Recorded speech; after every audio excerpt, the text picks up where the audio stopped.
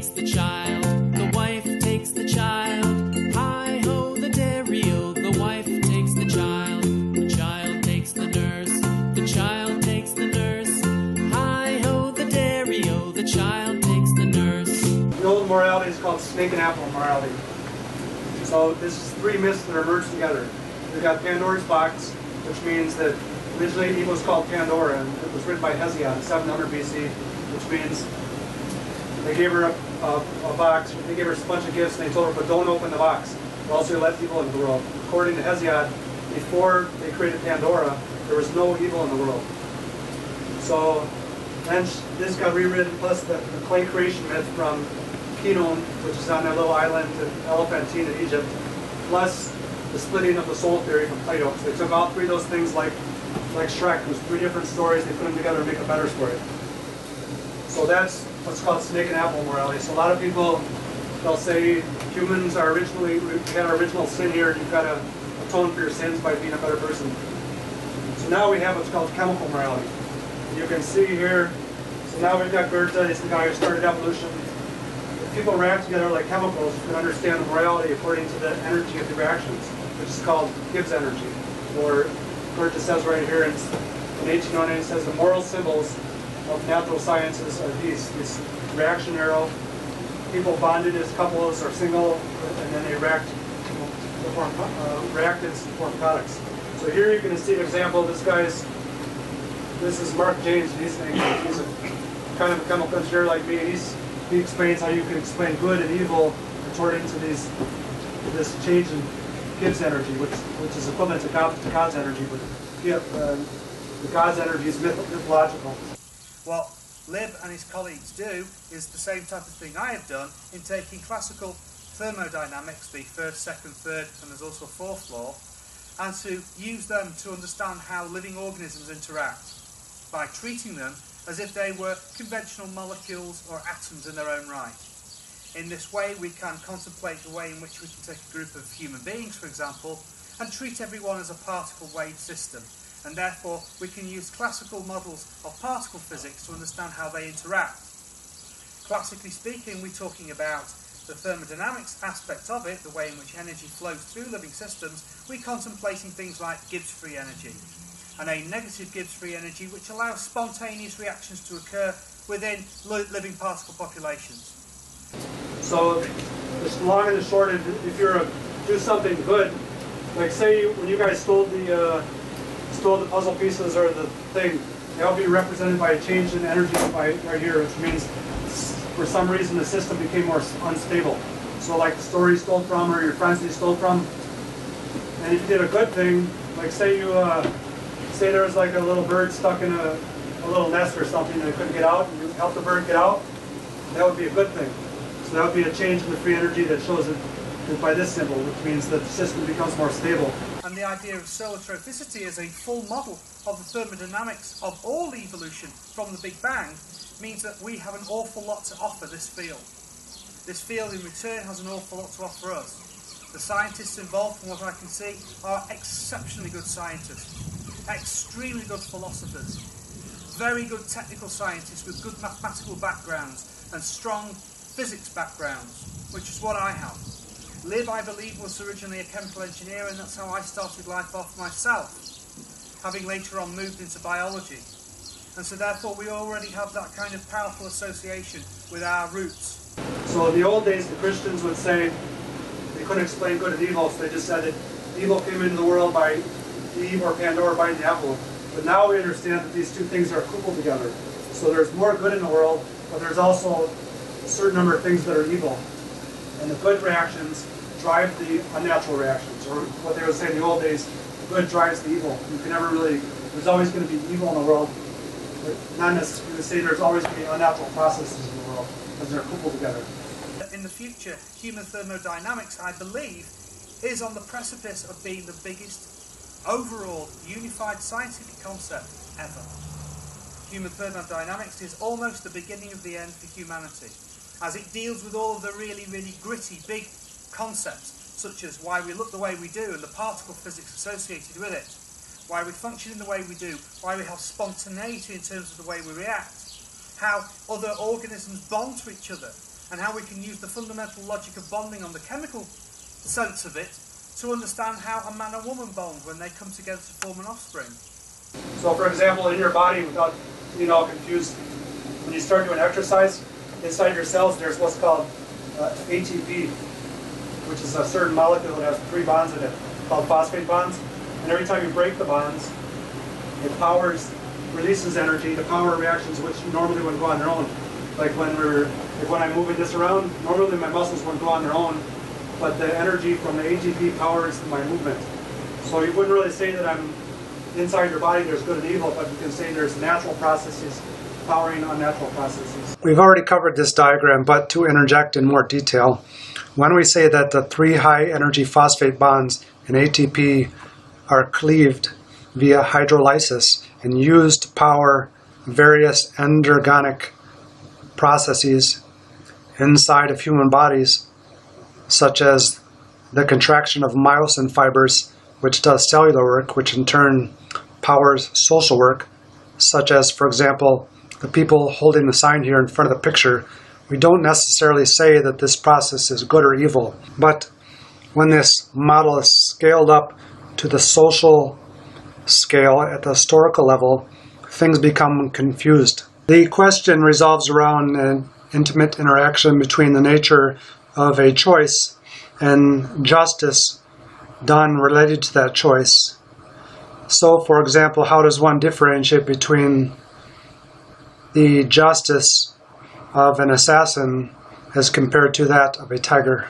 For example, whatever bonds were cleaved exergonically that powered the work that Hitler did during the Holocaust, it's not simply a matter of saying that the cleavages were exergonic and the powering was endergonic.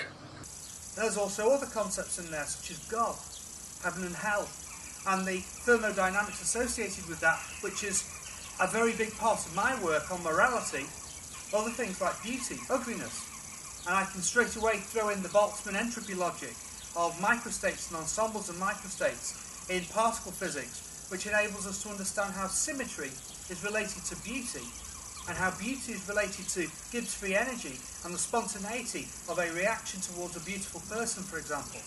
These are amazing concepts that are very, very difficult to prove in terms of absolute numerical precision, but by using the equations of thermodynamics and other aspects of physics, including my work on the conscious wave function and Mr. Carbon atom, this gigantically amplified carbon version of myself, I believe gives us all of the extra little bits and pieces that make human thermodynamics the possible biggest academic subject of all. I think it is the envelope subject that deals with absolutely everything. So here you can see Mark James. He's dressed up as Mr. Carbon atom, and he thinks of himself as a large. So the main element right here is carbon. And carbon is right here. And that's the molecule that makes up our brains, because it has 4 prongs. So when light strikes carbon, it moves around. And then we have nitrogen as the power molecule. So that's like when we talk about the ATP, there's nitrogen in it that's powering our reaction. And then oxygen makes up a large part of our body. About 80% of our body is made of oxygen. So he thinks of himself as a carbon atom. You can see him doing a big display of all this chemical morality at a gymnasium in England. And so therefore we have a way of going forward in the future where all of the ideas from all of these incredible scientists with these immensely broad backgrounds are able to be brought to the forum to produce an absolutely perfect model of how human beings in particular fit into a centralized scheme which describes the whole of the universe, where evolution began the Big Bang, and how we can understand evolution in terms of classical thermodynamics is also immensely powerful going into the future. Libb, I want to say verbally to you now, thank you so much for what you've done for me already. You've done a wonderful write-up on me, and this fantastic new concept of human thermodynamics behind it. I really look forward to working with these people and contributing to this amazing project, which I still believe could be the biggest of them all.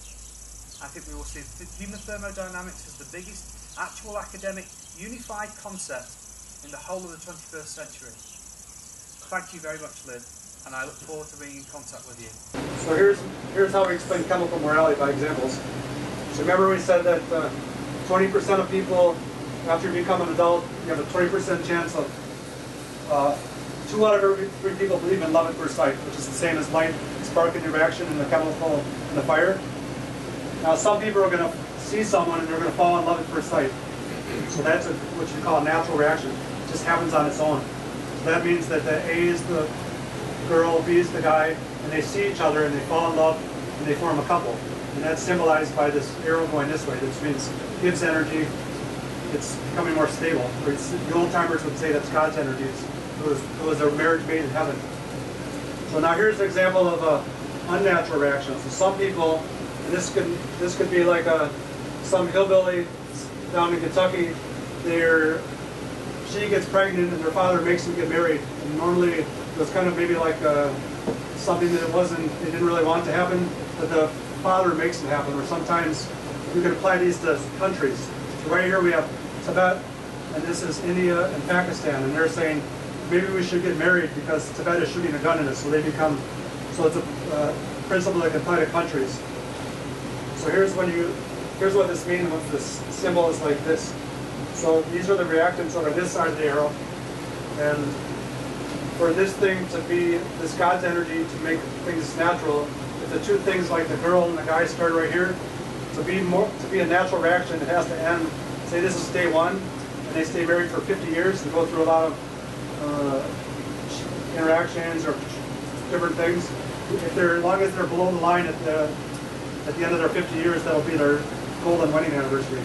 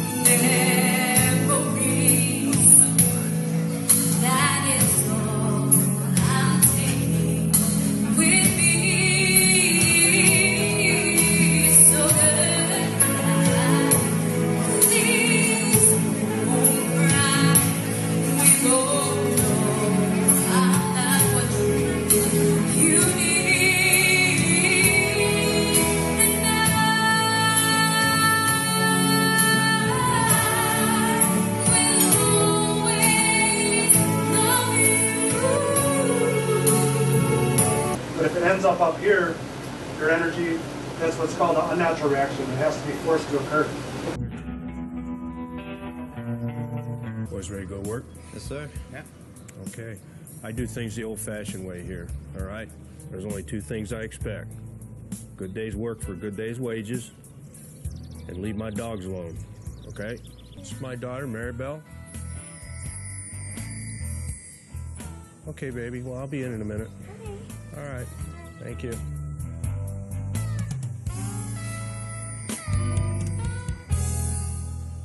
I know what you're thinking, boys. Don't even go there. That's my baby. You leave her alone. Yes, sir.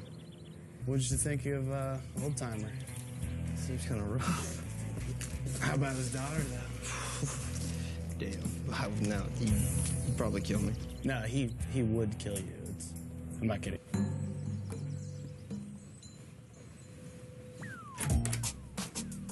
Nick, is that you?